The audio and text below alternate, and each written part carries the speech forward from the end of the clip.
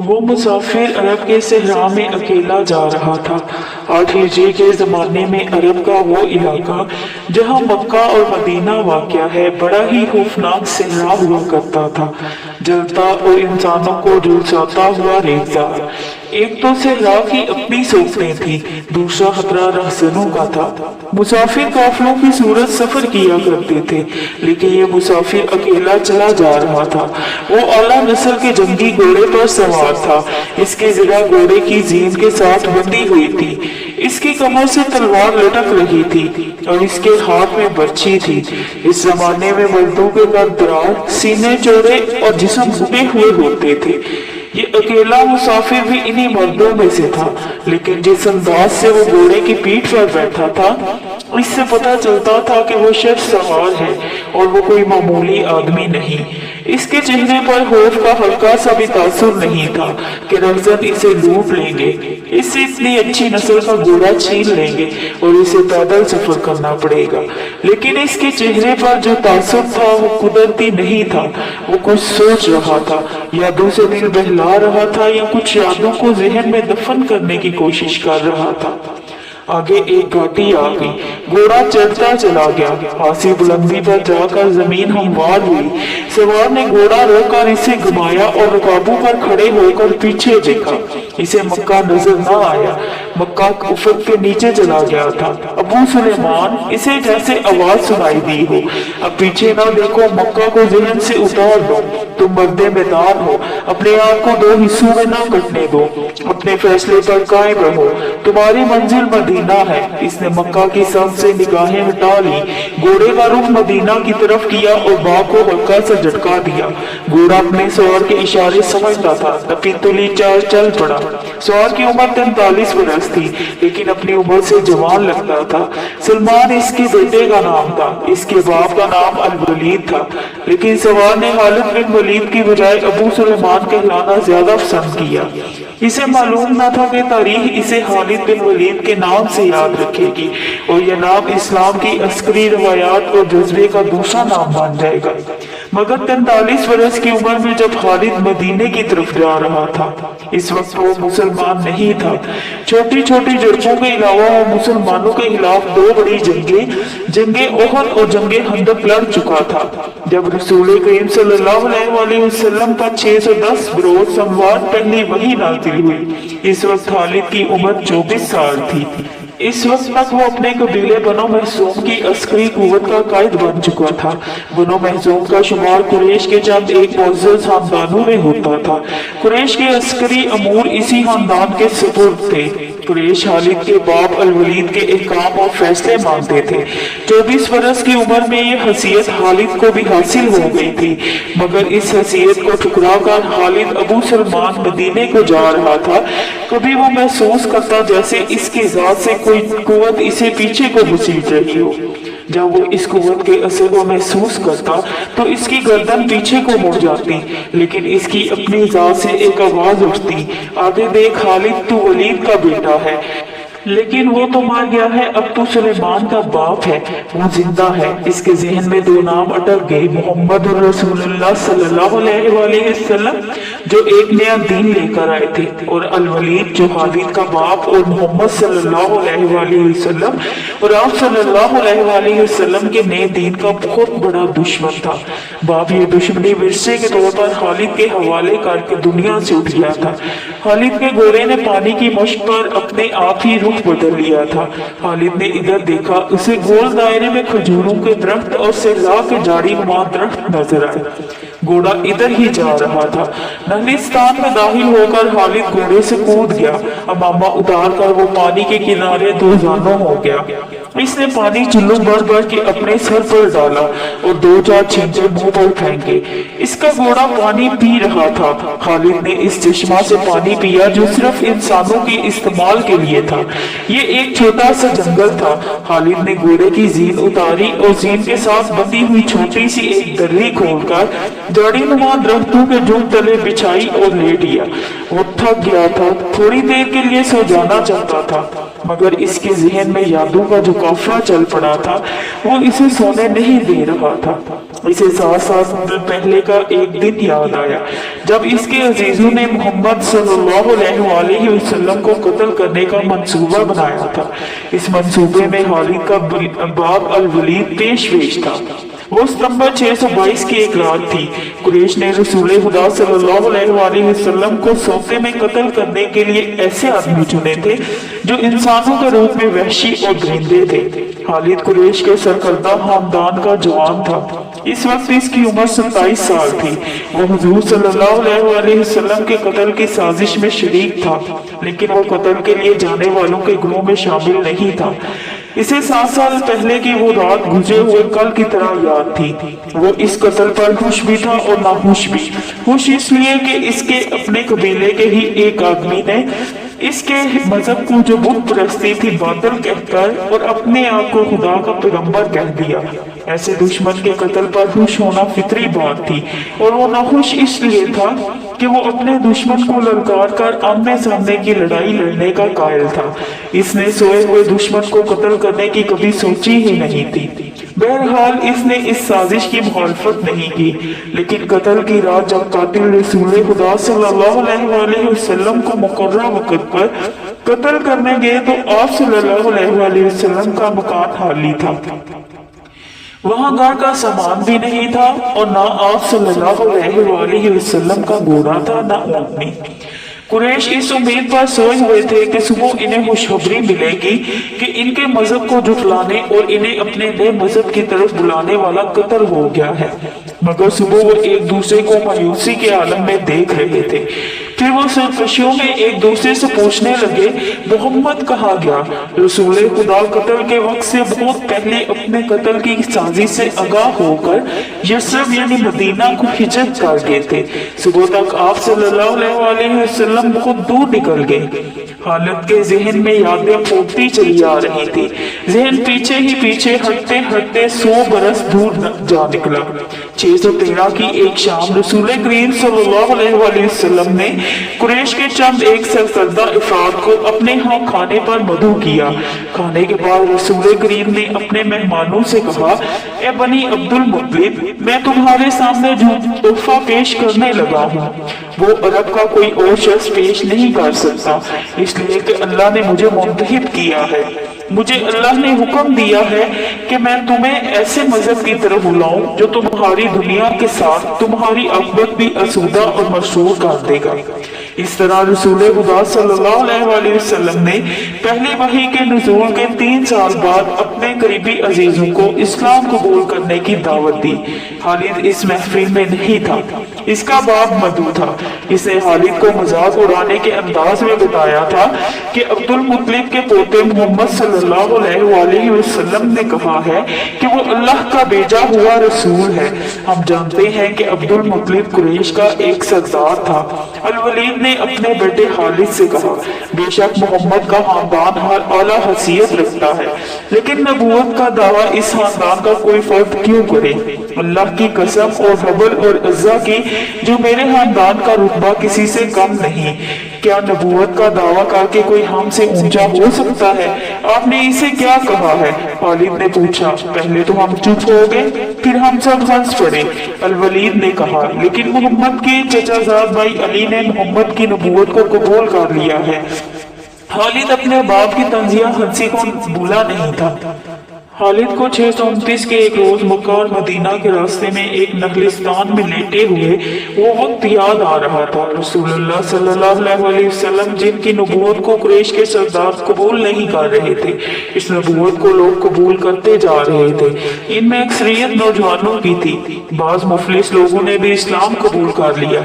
इससे नबी करीम सल्लल्लाहु अलैहि वसल्लम के हौसले में जान आ गई और आप सल्लल्लाहु अलैहि वसल्लम ने इस्लाम की तबलीग तेज कर दी। आप सल्लल्लाहु अलैहि वसल्लम बुत परस्ती के खिलाफ थे। मुसलमान इन 360 बुतों का मजाक उड़ाते थे जो काबा के अंदर और बाहर रखे हुए थे। तो इस्लाम से पहले अरब एक खुदा को मानते थे। अब वो बुतों को पूजते थे और इन्हें वो देवियां और देवता कहते और इन्हें अल्लाह के बेटे और बेटियां मानते थे। वो हर बात में अल्लाह की कसम खाते थे। कुरैश ने देखा कि मोहम्मद सल्लल्लाहु अलैहि वसल्लम के जिस दीन का उन्होंने मजाक उड़ाया था वो मकबूल होता जा रहा है, तो उन्होंने आप सल्लल्लाहु अलैहि वसल्लम के दीन की तबलीगी सरगर्मियों के खिलाफ महाज बना लिया और मुसलमानों का जीना हराम कर दिया। खालिद को याद आ रहा था कि इसने अल्लाह के रसूल को गलियों और बाजारों में लोगों को इकट्ठा करके इन्हें इस्लाम कबूल करने की दावत देते और बताते देखा था कि बुत इन्हें ना फायदा दे सकते हैं ना नुकसान। इबादत के लायक सिर्फ अल्लाह है जो वहदहु ला शरीक है। रसूल खुदा की मुखालफत के कायद कुरैश के 4 सरदार थे। एक तो खालिद का बाप अल वलीद था, दूसरा नबी करीम सल्लल्लाहु अलैहि वसल्लम का अपना चचा अबू लहब था, तीसरा अबू सुफियान और चौथा अबुल हुक्म था जो खालिद का चचाजाद भाई था। मुसलमानों पर सबसे ज्यादा जुल्म और तशद्दुद इस शख्स ने किया था, वो जो खालिद की हद तक कीना परवर और मुस्लिम कुश था। इसलिए मुसलमान इसे अबू जहल कहने लगे। ये नाम इतना आम हुआ कि लोग जिसे इसका असल नाम ही भूल गए हों। तारीख ने भी इस पस्ता का दबंगे और लोहे की तरह मजबूत आदमी को अबू जहल के नाम से ही याद रखा है। खालिद को ये यादें परेशान करने लगी, शायद शर्मसार भी। कुरैश के लोगों ने रसूल खुदा सल्लल्लाहु अलैहि वसल्लम के घर में कई बार गुलाजत फेंकी थी। जहाँ कोई मुसलमान इस्लाम की तबलीग कर रहा होता वहाँ कुरैश के आदमी जा पहुँचते और हल्लड़ मचाते थे। बदअखलाक और दुत्कारे हुए आदमियों को रसूल खुदा सल्लल्लाहु अलैहि वसल्लम को परेशान करते रहने के काम पर लगा दिया गया था। खालिद को इत्मीनान था कि इसके बाप ने मोहम्मद सल्लल्लाहु अलैहि वसल्लम के खिलाफ ऐसी कोई घटिया हरकत नहीं की थी। वो 2 मरतबा 3-4 सरदारों को साथ लेकर रसूल खुदा के चचा अबू तालिब के पास ये कहने गया था कि वो अपने भतीजे रसूल खुदा सल्लल्लाहु अलैहि वसल्लम को बुतों की तौहीन और नबूवत के दावा से रोके, वरना वो किसी के हाथों कत्ल हो जाएगा। अबू तालिब ने इन लोगों को दोनों मरतबा टाल दिया था। खालिद को अपने बाप की बहुत बड़ी कुर्बानी याद आई। अम्मारा खालिद का भाई था, वो खास तौर पर खूबसूरत नौजवान था, वो ज़हीन था और इसमें बागपन था। खालिद के बाप अल वलीद अपने इतने खूबसूरत बेटे अमारा को कुरैश के 2 सरदारों के हवाले किया और इन्हें कहा कि इसे मोहम्मद के चचा अबू तालिब के पास ले जाओ और इससे कहो कि मेरा बेटा रख लो और इसके बदले मोहम्मद हमें दे दो। खालिद अपने बाप के इस फैसले पर कांप उठा था और जब इसका भाई अमारा दोनों सरदारों के साथ चला गया तो खालिद तन्हाई में जाकर रोया था। अबू तालिब सरदारों ने अमारा को रसूल करीम सल्लल्लाहु अलैहि वसल्लम के चचा के आगे करके कहा था, इसे तुम जानते हो, ये अमारा बिन अल वलीद है। तुम ये भी जानते हो कि बनो हाशिम ने जिसके तुम सरदार हो अभी तक की सियासत सजीला और अक्लमंद जवान पैदा नहीं किया। ये हम हमेशा के लिए तुम्हारे हवाले करने आए हैं। इसे अपना बेटा बनाकर रखोगे ये तमाम उम्र फरमा बरदार रहेगा और अगर इसे गुलाम बनाकर रखोगे तो कसम है अल्लाह की तुम पर अपनी जान भी कुर्बान कर देगा। मगर तुम इसे मेरे हवाले क्यों कर रहे हो? अबू तालिब ने पूछा। क्या बनो महज़ूम की माँ ने अपने बेटों को नीलाम करना शुरू कर दिया है? कहो इसकी कितनी कीमत चाहते हो? इसके एवज हमें अपना भतीजा मोहम्मद दे दो।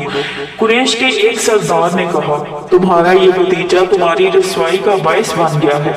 इसने तुम्हारे आबा और उस्ताद के मजहब को रद्द करके नया मजहब बना लिया है। क्या तुम नहीं देख रहे कि इसने कबीले में आदमी को आदमी का दुश्मन बना दिया है? तुम मेरे भतीजे को ले जाकर क्या करोगे? कत्ल। कुरैश के दूसरे सरदार ने जवाब दिया, हम मोहम्मद सल्लल्लाहु अलैहि वसल्लम को कत्ल करेंगे। ये बेइंसाफी नहीं होगी। तुम देख रहे हो कि हम तुम्हारे भतीजे के बदले तुम्हें अपना भतीजा दे रहे हैं।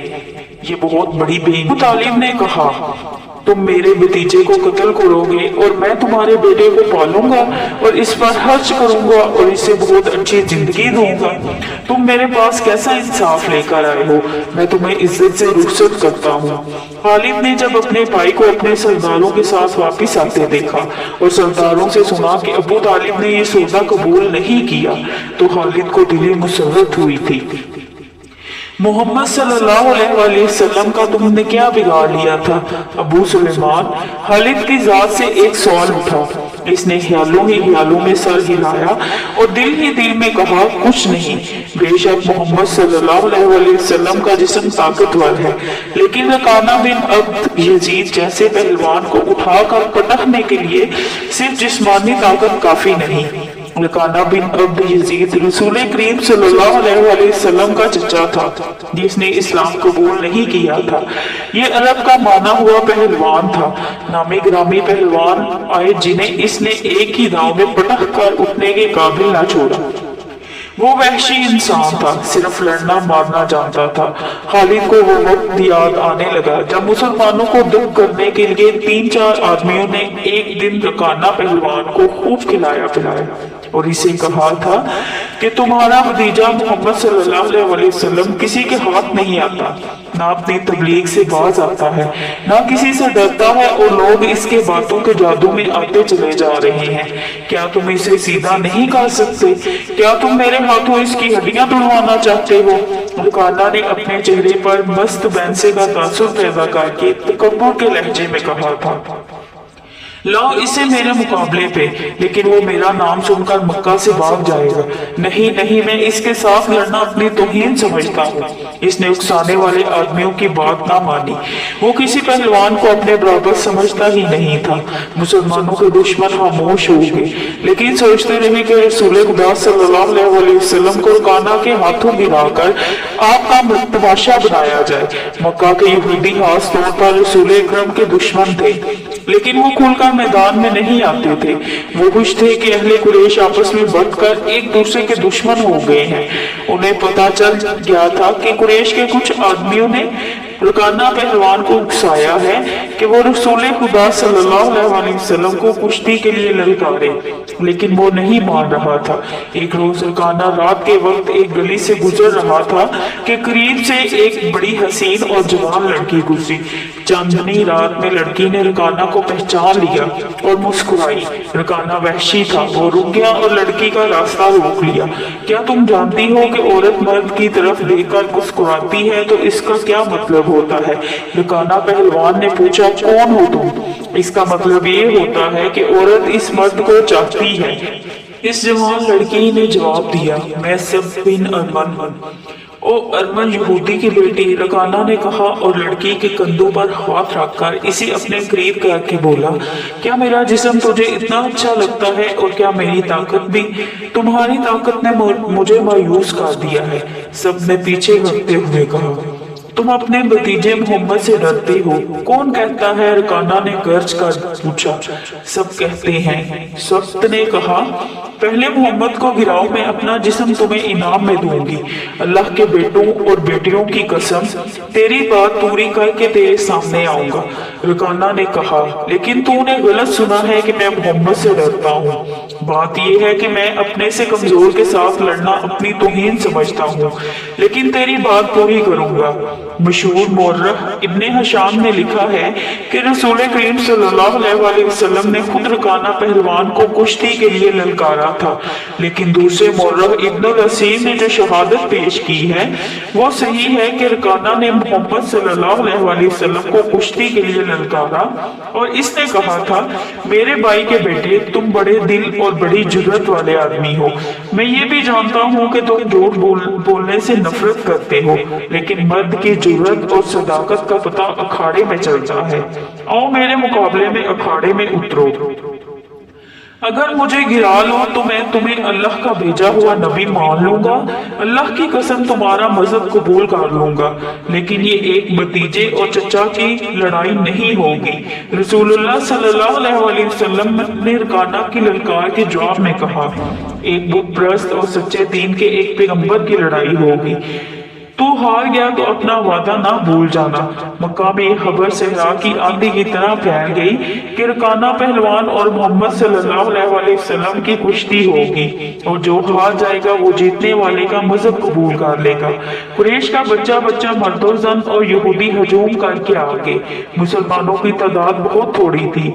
वो तलवारों और बच्चियों से मुसल्लह होकर आए, क्योंकि इन्हें खतरा महसूस हो रहा था कि कुरैश कुश्ती को बहाना बनाकर रसूलुल्लाह सल्लल्लाहु अलैहि वसल्लम को कत्ल कर देंगे। अरब का सबसे ज्यादा ताकतवर और वहशी पहलवान रकाना बिन अब्द यजीद रसूल करीम सल्लल्लाहु अलैहि वसल्लम के मुकाबले में उतरा। इसने रसूल खुदा पर तंजिया नजर डाली और आप पर थपकी कसी। आप मुकम्मल खामोशी और इत्मीनान से रकाना की आंखों में आंखें डालकर देखते रहे कि वो बेखबरी में कोई दाव न खेल जाए। रकाना आप सल्लल्लाहु अलैहि वसल्लम के इर्द गिर्द यूं घूमा जैसे शेर अपने शिकार के इर्द गिर्द घूम गया हो और अब इसे खा जाएगा। हजूम रसूल अकरम का मजाक उड़ा रहा था। मुसलमान खामोश थे, वो दिल ही दिल में अल्लाह को याद कर रहे थे। उन्होंने अपनी तलवारों के दस्तों पर हाथ रखे हुए थे। फिर न जाने क्या हुआ, रसूल अकरम सल्लल्लाहु अलैहि वसल्लम ने क्या दांव खेला। इब्नुल असीस कहता है कि आप सल्लल्लाहु अलैहि वसल्लम ने रकाना को उठाकर जमीन पर पटक दिया। रकाना जख्मी शेर की तरह उठा और घुर्राकर आप सल्लल्लाहु अलैहि वसल्लम पर हमला आवर हुआ। नबी करीम ने फिर वही दाव खेला और इसे पटक दिया। वो उठा तो आप सल्लल्लाहु अलैहि वसल्लम ने इसे तीसरी बार पढ़ा। भारी भरकम जिस्म 3 बार पढ़ा गया तो कुश्ती जारी रखने के काबिल ना रहा। रकाना सर झुकाकर अखाड़े से निकल गया। हजूम पर सन्नाटा तारी हो गया और मुसलमान नंगी तलवारें और बर्चियां हवा में लहरा लहरा और उछाल उछाल कर नारे लगा रहे थे। चचा रकाना, रसूलुल्लाह ने ललकार कर कहा, अपना वादा पूरा कर और यहाँ ऐलान कर कि आज से तुम मुसलमान है। रकाना ने कबूल इस्लाम से साफ इनकार कर दिया। ये ताकत जिस्मानी नहीं थी। हालत ने नगलिस्तान में लेटे लेटे अपने आप से कहा, रकाना को यूं 3 बार पटकना तो दूर की बात है, इसे कोई पछाड़ भी नहीं सका था। रसूल अकरम का तस्वर हालत के जहन में निखर आया। वो आप सल्लल्लाहु अलैहि वसल्लम को अच्छी तरह से जानता था, लेकिन अब वो महसूस कर रहा था जैसे वो मोहम्मद सल्लल्लाहु अलैहि वसल्लम कोई और थे जिन्हें वो बचपन से जानता था। इसके बाद आप सल्लल्लाहु अलैहि वसल्लम ने जो रुख इख्तियार किया था, इसमें खालिद आप सल्लल्लाहु अलैहि वसल्लम को नहीं पहचानता था। नबूवत के दावा के बाद खालिद की आप सल्लल्लाहु अलैहि वसल्लम के साथ बोलचाल बंद हो गई थी। वो आप सल्लल्लाहु अलैहि वसल्लम के साथ दो हाथ करना चाहता था, लेकिन वो रकाना की तरह पहलवान नहीं था। वो मैदान जंग में लड़ने वाला और लड़ने वालों की क़यादत करने वाला जंगजू था, लेकिन इस वक्त मुसलमान फौज की सूरत में लड़ने के काबिल नहीं थे। जब मुसलमान फौज की सूरत में लड़ने के काबिल हुए और कुरैश के साथ इनका पहला मार्का हुआ, इस वक्त हालत के लिए ऐसे हालात पैदा हो गए थे कि वो इस मार्के में शामिल नहीं हो सका था। इसका इसे बहुत अफसोस था। ये मार्का बदर का था, जिसमें 313 मुजाहिदीन इस्लाम ने 1000 कुरैश को शिकस्त दी थी। खालिद दान पीसला रह गया था, लेकिन इस रोज जब वो इस नगरिस्तान में लेटा हुआ था, इसे ख्याल आया कि 313 ने 1000 को किस तरह से शिकस्त दे दी थी। इसने शिकस्त खाकर आने वालों से पूछा था कि मुसलमानों में वो कौन सी खूबी थी जिसने इन्हें फतह याब किया था। खालिद उठ बैठा और उंगली से रेत पर बदर के मैदान के खुदोखाल बनाकर कुरैश और मुसलमानों की पोजीशनें और मार्के के दौरान दोनों ही चालों की लकीरें बनाने लगा।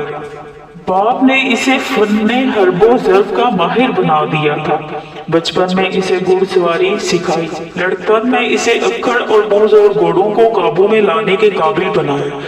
नौजवानी में वो शेख सवार बन चुका था। शुतर सवारी में भी वो माहिर था। इसका बाप ही इसका उस्ताद था। इसने खालिद को न सिर्फ सिपाही बल्कि सलार बनाया था। खालिद को जंगो जदल इतनी अच्छी लगी कि वह लड़ने और लड़ाने के तरीकों पर गौर करने लगा और जवानी में फौज की क़यादत के काबिल हो गया था।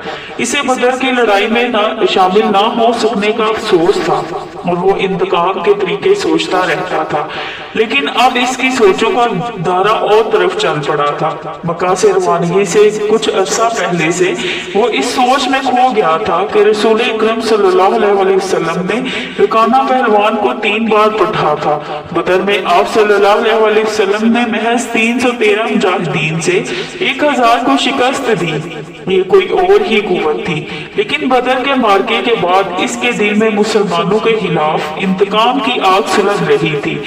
मुसलमान मार्के बदर में कुरैश के बहुत से आदमियों को कैदी बना कर ले गए थे। कुरैश के सरदारों के लिए तो ये सदमा था ही। इसका बहुत बुरा असर खालिद ने कबूल किया था। इसे याद था कि जब बदर का मार्का लड़ा जा रहा था और मक्का में कोई खबर नहीं पहुंच रही थी कि मार्का का अंजाम क्या हुआ, मक्का के लोग बदर की सिमत देख रहे थे कि इधर से कोई सवार दौड़ा आएगा और फतह की खबर सुनाएगा। आखिर एक रोज एक शूटर सवार आता नजर आया। लोग इसकी तरफ दौड़ पड़े। सवार ने अरब के रिवाज के मुताबिक अपना कुर्ता फाड़ दिया था और वो रोता आ रहा था। बुरी खबर लाने वाले कासद ऐसे ही किया करते थे। वो जब लोगों के दरमियान पहुंचा तो इसने रोते हुए बताया कि अहले कुरैश को बहुत बुरी शिकस्त हुई है। जिसके अजीज रिश्तेदार लड़ने गए थे वो एक दूसरे से आगे बढ़ बढ़कर इनके मुतालिक पूछ रहे थे कि वो जिंदा हैं, जख्मी हैं या मारे गए हैं। शिकस्त होरदा कुरैश पीछे आ रहे थे। मारे जाने वालों में 17 अफराद हालिद के कबीले बनो महसूम के थे और इन सब के साथ हालिद का खून का बड़ा करीबी रिश्ता था। अबू जहल भी मारा गया था।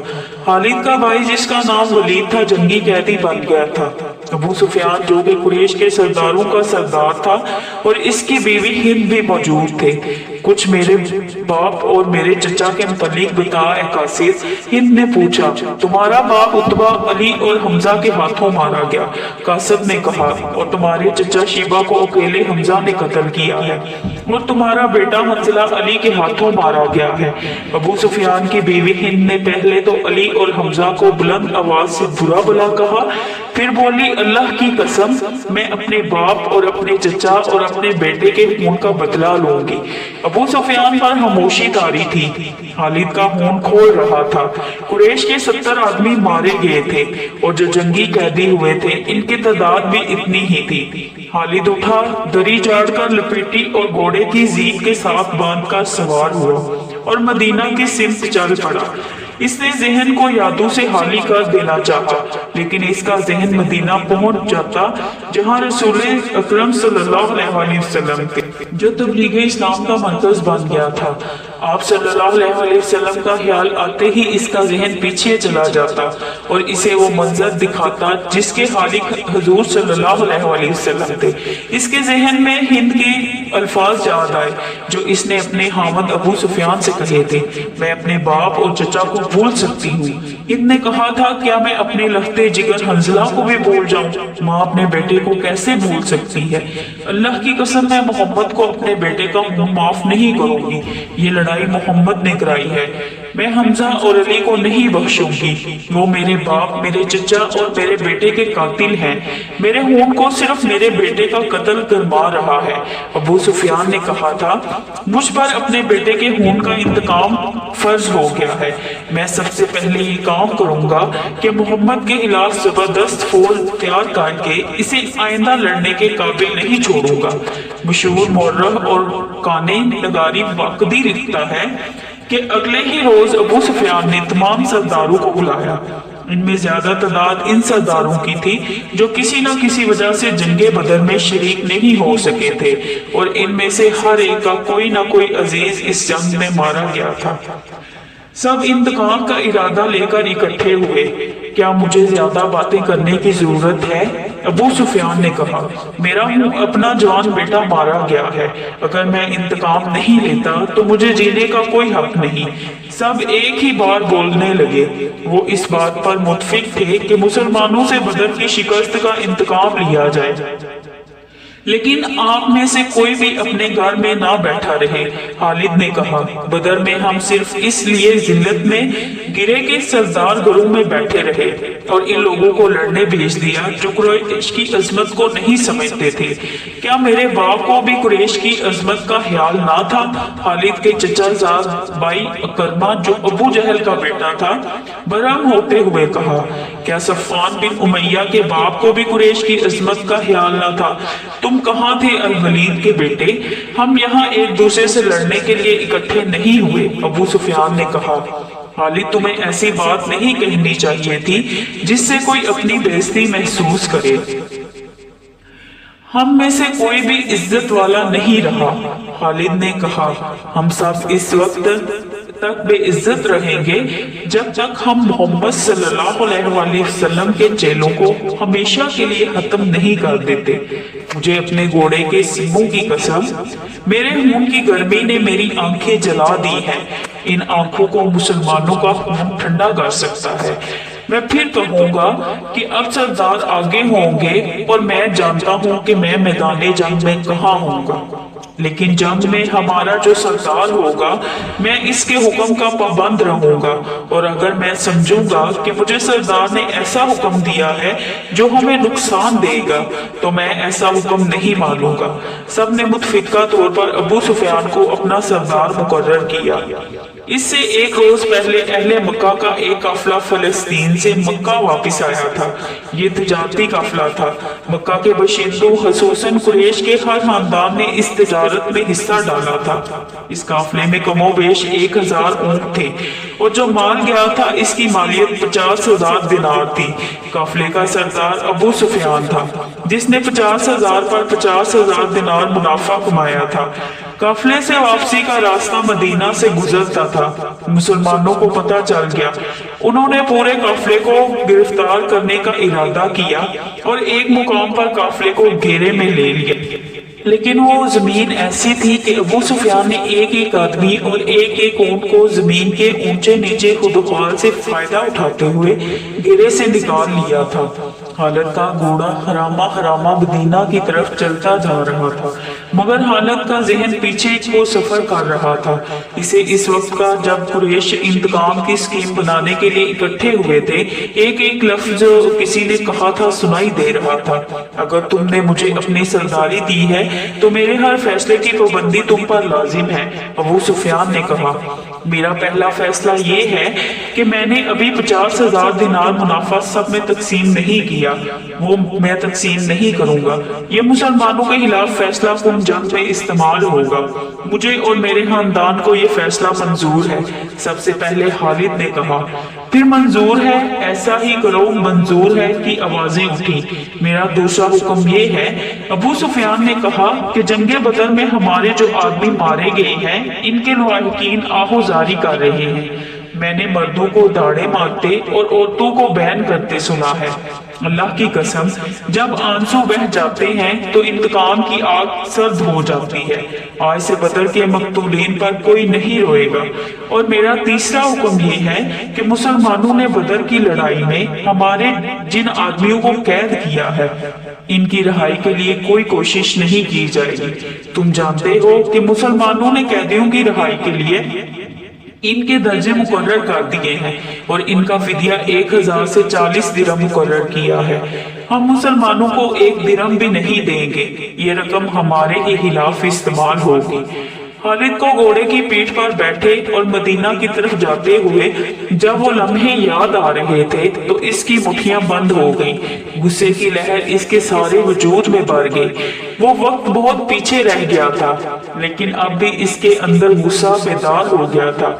इसे गुस्सा इस बात पर आया कि इजलास में तय था कि मुसलमानों के पास मक्का का कोई आदमी अपने कैदी को छुड़ाने मदीना नहीं जाएगा, लेकिन एक आदमी चोरी छुपे मदीने चले जाता और अपने अजीज रिश्तेदार को रिहा करा लाता। अबू सुफियान ने अपना हुक्म वापस ले लिया। खालिद का अपना भाई जिसका नाम वलीद था मुसलमानों के पास जंगी कैदी था।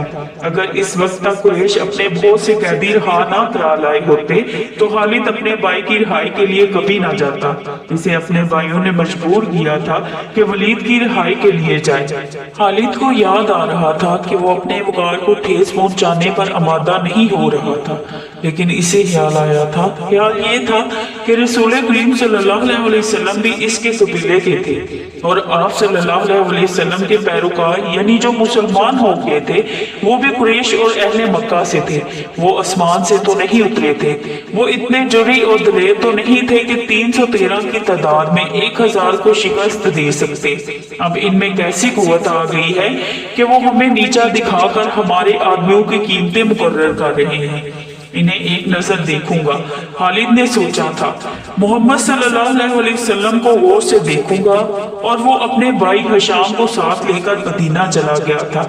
इसने अपने साथ 4000 दिरहम बांध लिए थे।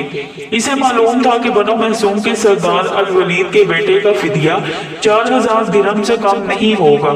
ऐसा ही हुआ। इसने मुसलमानों के यहाँ जाकर अपने भाई का नाम लिया تو ایک مسلمان نے جو قیدیوں کی رہائی اور فدیہ کی وصولی پر مامور تھا کہا کہ 4000 درہم ادا کرو، ہم فدیہ میں کچھ رعایت چاہتے ہیں۔ خالد کے بھائی ہشام نے کہا تم لوگ آخر ہم سے ہو، کچھ پرانے رشتوں کا خیال کرو، اب ہم تم میں سے نہیں ہیں۔ مسلمانوں نے کہا ہم اللہ کے رسول صلی اللہ علیہ وسلم کے حکم کے پابند ہیں، کیا ہم تمہارے رسول اللہ صلی اللہ علیہ وسلم سے بات کر سکتے ہیں؟ ہشام نے پوچھا۔ ہشام، خالد نے گرج کر کہا، میں اپنے بھائی کو اپنے وقار پر قربان کر چکا تھا مگر تم مجھے ساتھ لے آئے، یہ جتنا مانگتے ہیں اتنا ہی دے دو، میں اب محمد صلی اللہ علیہ وسلم کے سامنے جا کر رہن کی بھیک نہیں مانگوں گا۔ اس نے درموں سے بڑی تھیلی مسلمانوں کے سامنے پھینکتے ہوئے کہا گن لو اور ہمارے بھائی کو ہمارے حوالے کر دو۔ رقم گنی جا چکی تو ولید کو خالد اور ہشام کے حوالے کر دیا گیا۔ تینوں بھائی اسی وقت مکہ کو روانہ ہو گئے۔ راستے میں دونوں بھائیوں نے ولید سے پوچھا کہ ان کی شکست کا باعث کیا تھا۔ انہیں توقع تھی کہ ولید جو ایک جنگجو خاندان کا جوان تھا انہیں جنگی فہم و فراست اور حرب و ضرب کے طور طریقوں کے مطابق مسلمانوں کی جنگی چالوں کی خوبیاں اور اپنی خامیاں بتائے گا، مگر ولید کا انداز ایسا اور اس کے ہونٹوں پر مسکراہٹ ایسی تھی جیسے اس پر کوئی پر اسرار اثر ہو۔ ولید کچھ تو بتاؤ، خالد نے اس سے پوچھا۔ ہمیں اپنی شکست کا انتقام لینا ہے، قریش کے تمام سردار اگلی جنگ میں شامل ہو رہے ہیں، ہم ارد گرد کے قبائل کو بھی ساتھ ملا رہے ہیں اور وہ مکہ میں جمع ہونا شروع ہو گئے ہیں، سارے عرب کو اکٹھا کر لو۔ خالد، ولید نے کہا، تم مسلمانوں کو شکست نہیں دے سکو گے۔ میں نہیں بتا سکتا کہ محمد صلی اللہ علیہ وآلہ وسلم کے ہاتھ میں کوئی جادو ہے یا ان کا نیا عقیدہ سچا، یا کیا بات ہے کہ میں نے ان کا قیدی ہوتے ہوئے بھی انہیں ناپسند نہیں کیا کہ تم اپنے قبیلے کے غدار ہو۔ ہشام نے کہا، غدار ہو یا تم پر ان کا جادو اثر کر گیا ہے۔ وہ یہودی پیشوا ٹھیک کہتا تھا کہ محمد صلی اللہ علیہ وآلہ وسلم کے پاس کوئی نیا عقیدہ اور نیا مذہب نہیں، اس کے ہاتھ میں کوئی جادو آ گیا ہے۔ جادو ہی تھا ورنہ بدر میں قریش شکست کھانے والے نہیں تھے۔ خالد نے کہا، ولید جیسے ان کی باتیں سن ہی نہیں رہا تھا، اس کے ہونٹوں پر تبسم تھا اور وہ مڑ مڑ کر مدینہ کی طرف دیکھتا تھا۔ مدینہ سے کچھ دور ذی الحلیفہ نام کی ایک جگہ ہوا کرتی تھی۔ تینوں بھائی وہاں پہنچے تو رات گہری ہو چکی تھی، رات گزارنے کے لیے وہ وہیں رہ گئے۔ صبح آنکھ کھلی تو ولید غائب تھا، اس کا گھوڑا بھی وہاں نہیں تھا۔ خالد اور ہشام سوچ سوچ کر اس نتیجے پر پہنچے کہ ولید واپس مدینہ چلا گیا ہے۔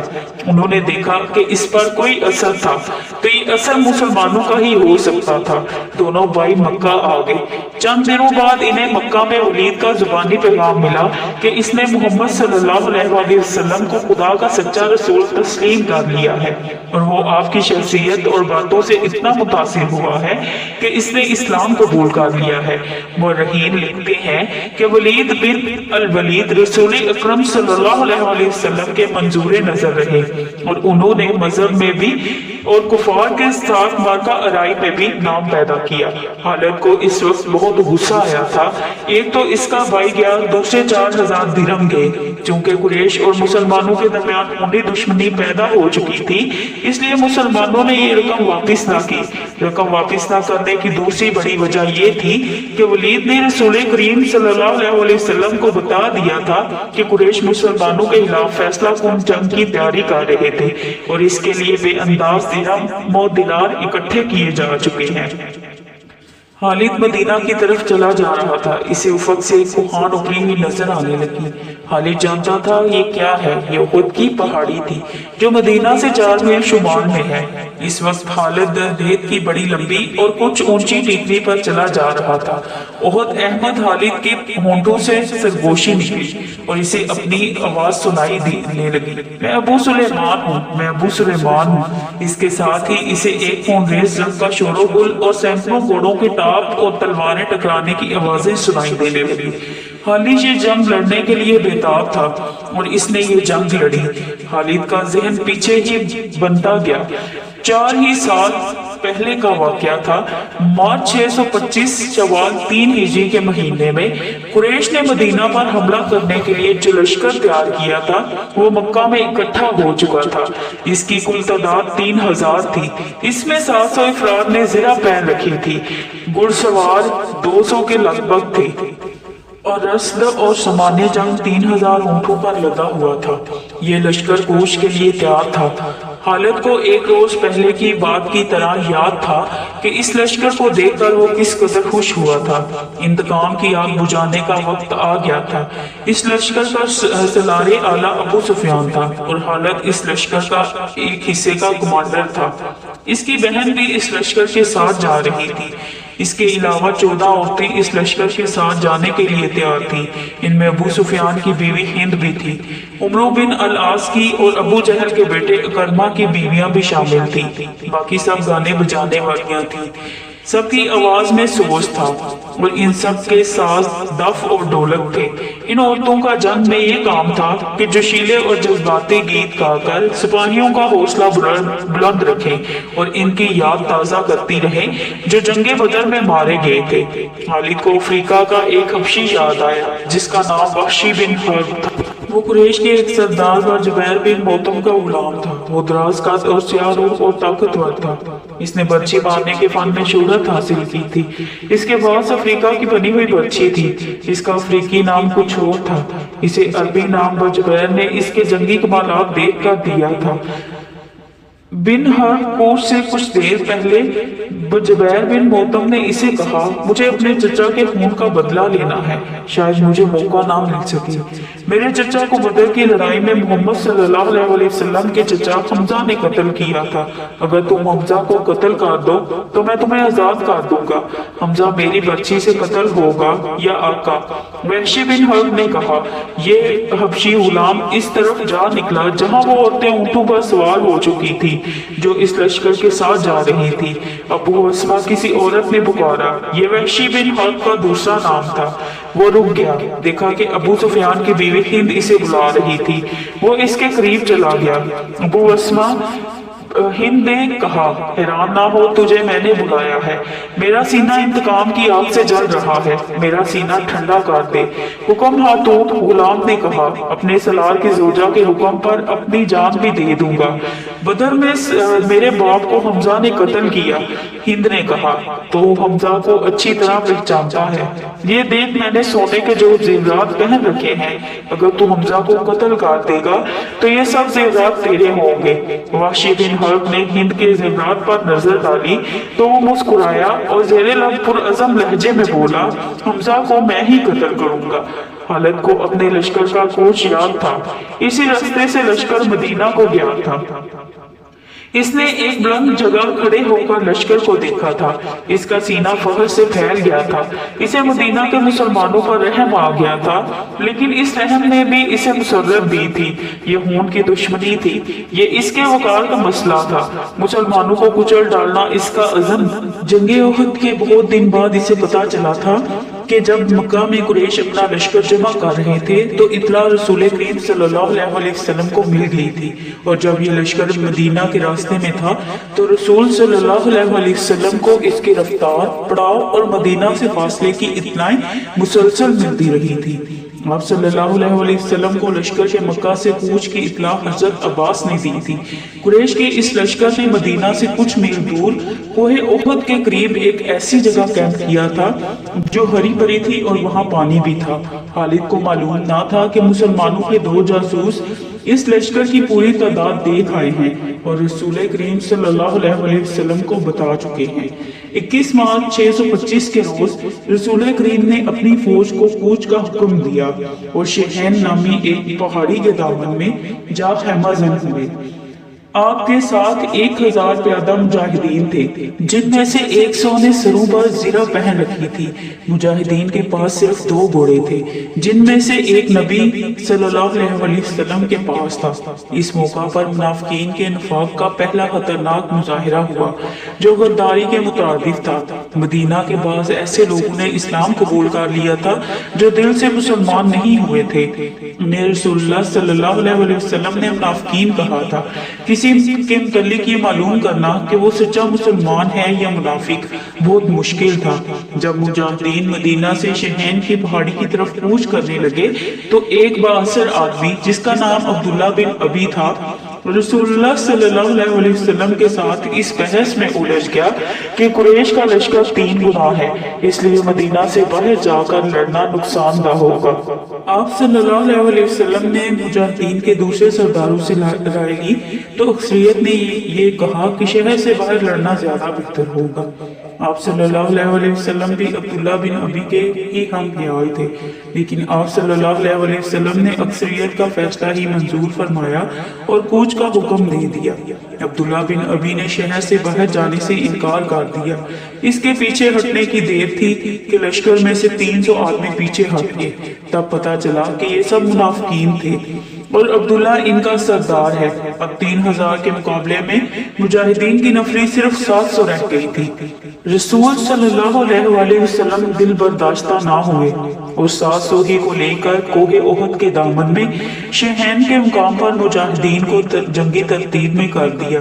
خالد نے ایک بلند ٹیکری پر کھڑے ہو کر مسلمانوں کی ترتیب دیکھی تھی اور اس نے اپنے سالار ابو سفیان کو بتا کر اپنے دستے کی جگہ طے کر لی۔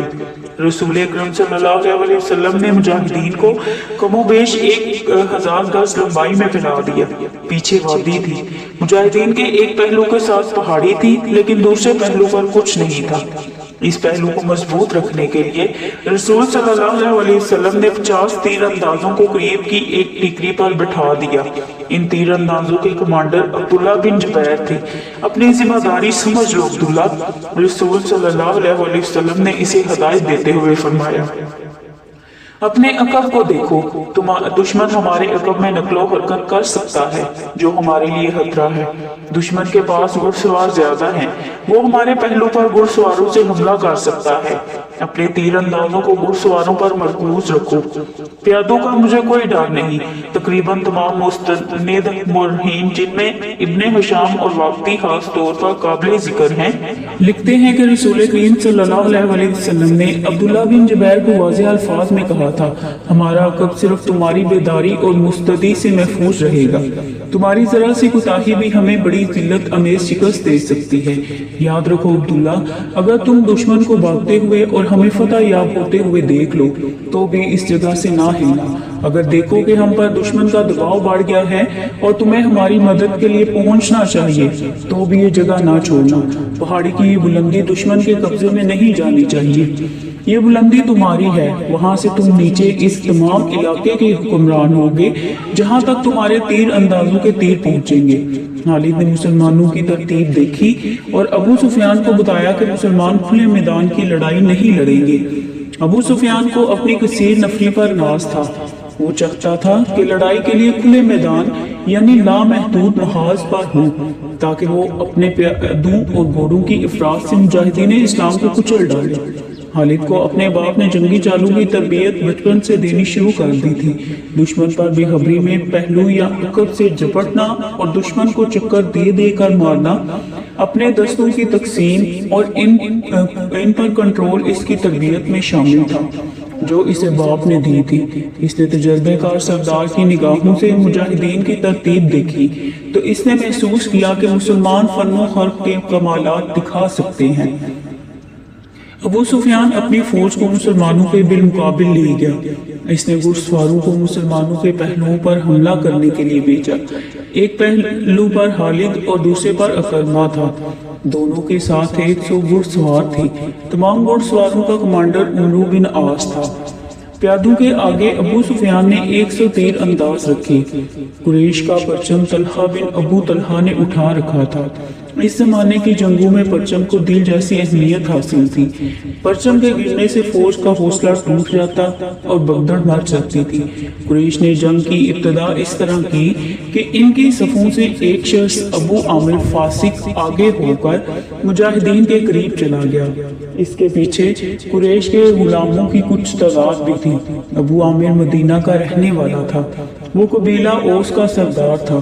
جب رسول کریم صلی اللہ علیہ وسلم مکہ سے ہجرت کر کے مدینہ گئے تو ابو عامر نے قسم کھائی تھی کہ وہ آپ کو اور تمام مسلمانوں کو مدینہ سے نکال کر دام لے گا۔ اس پر ایک بڑی ہی حسین یہودن اور یہودیوں کے مال و دولت کا طلسم طاری تھا۔ یہودیوں کی اسلام دشمن کارروائیاں زمین دوز ہوتی تھی۔ بظاہر انہوں نے مسلمانوں کے ساتھ دوستی اور فرما برداری کا معاہدہ کر رکھا تھا۔ ابو عامر انہی کے ہاتھ میں کٹ پتلی بنا ہوا تھا، لیکن انہی یہودیوں نے اسے قریش کا دوست بنا رکھا تھا۔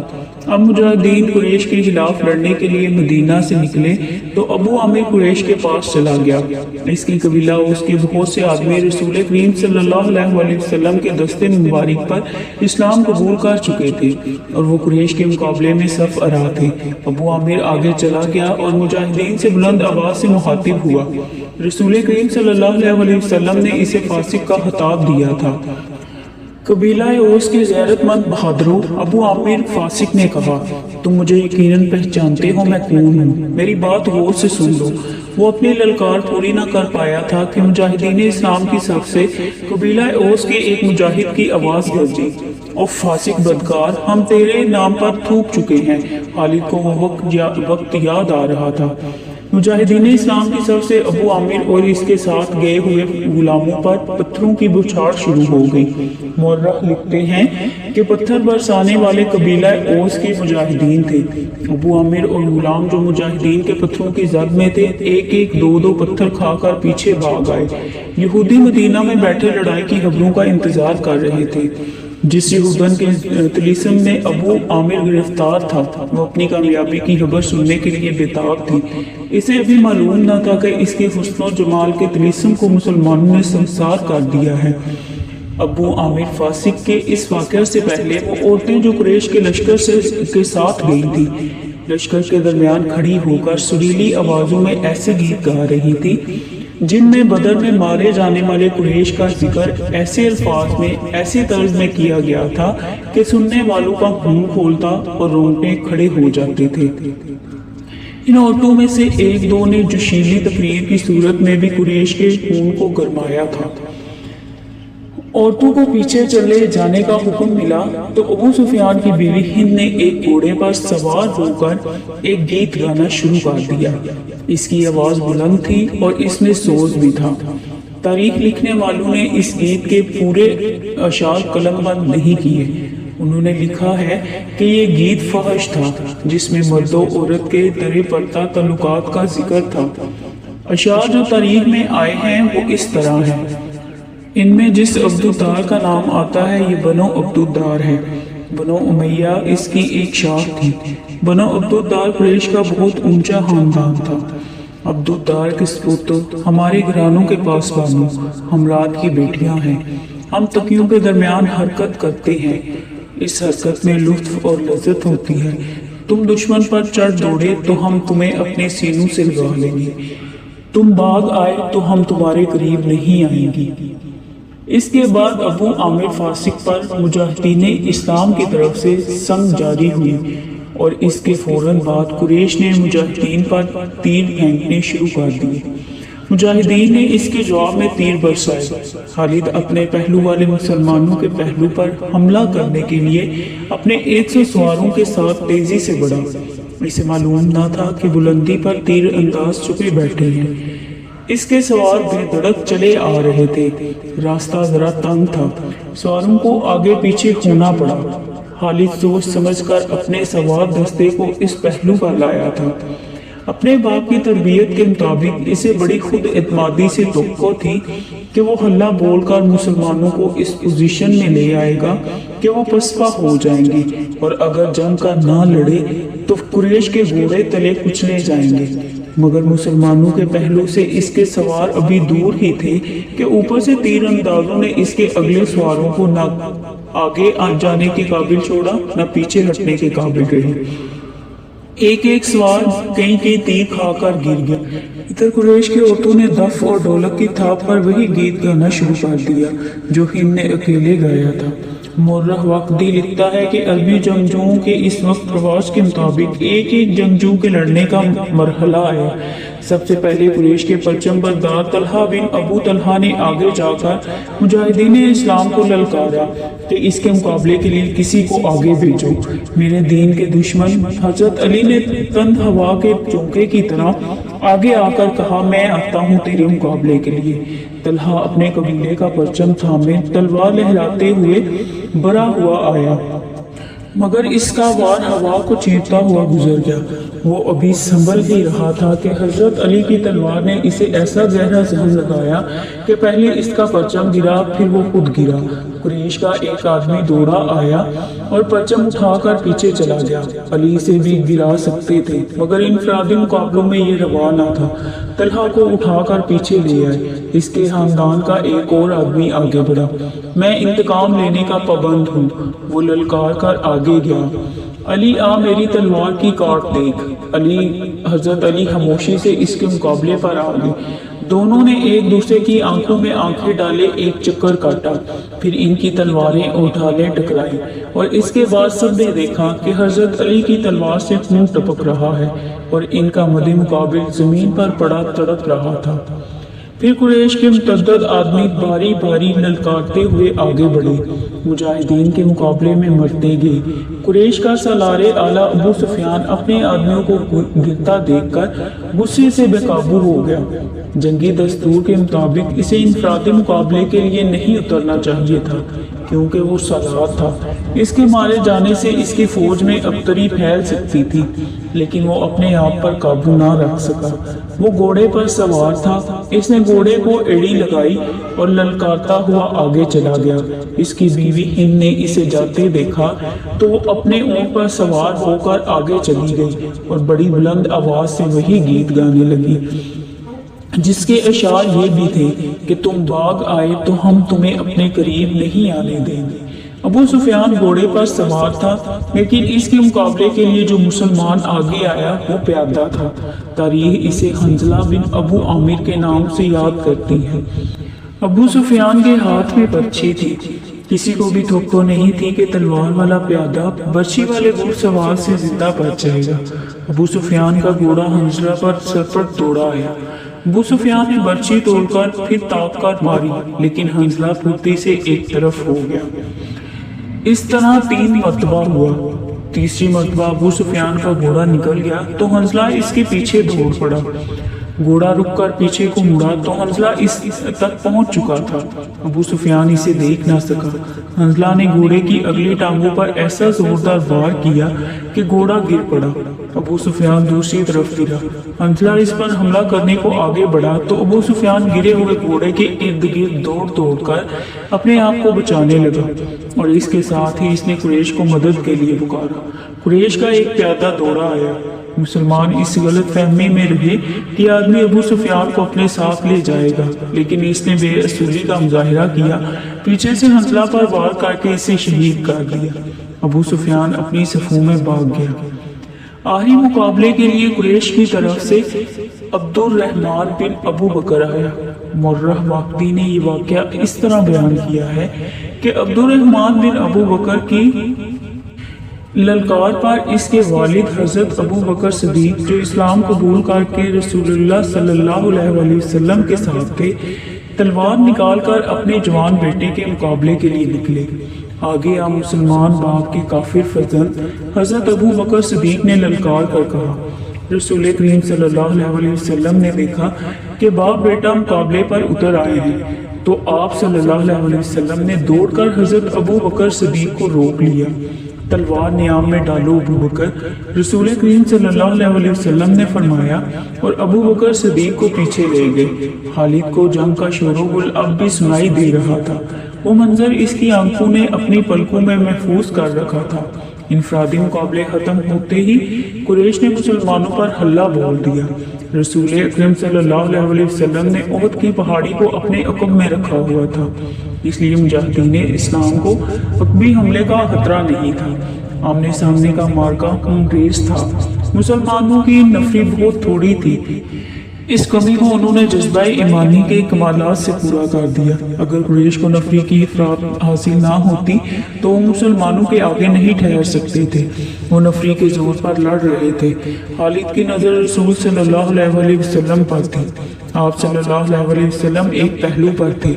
यही पहलू था कि जिस पर खालिद को हमला करना था। आपके इसने अपने सवारों को ये हुक्म दिया कि वो घोड़ों को सरपट दौड़ाते तंग रास्ते से आगे निकल जाएं और मुसलमानों के पहलू पर हल्ला बोल लें। मगर अब्दुल्ला बिन जुबैर के 50 तीर अंदाजों ने सवारों को इस तरह पसपा कर दिया कि वो चंद घोड़े और जख्मों से कराहते हुए घुड़सवारों को पीछे छोड़ गए। मार्का अरूज पर था। सिर्फ एक आदमी था जो लड़ नहीं रहा था। वो मैदान जंग में बर्छी उठाए यूं घूम फिर रहा था जैसे किसी को ढूंढ रहा हो। वो वहशी बिन हर्ब था। वो हमजा को ढूंढ रहा था। हमजा को कत्ल करने के लिए 2 इनाम थे। एक ये कि इसका आका इसे आज़ाद कर देगा और दूसरा अबू सुफियान की बीवी हिंद के वो जेवरात जो इसने पहन रखे थे। इसे हमजा नजर आ गए। वो कुरैश के एक आदमी सबा बिन अब्दुल इज़्ज़ा की तरफ बढ़ रहे थे। अरब में रवाज था कि हत्ना औरतें किया करती थी। कहानी अभी जारी है। नेक्स्ट पार्ट के लिए इस वीडियो को एंड तक देखें और चैनल को सब्सक्राइब कर दें और बेल आइकन को प्रेस कर दें ताकि हर आने वाली नई वीडियो का नोटिफिकेशन आपको मिल सके।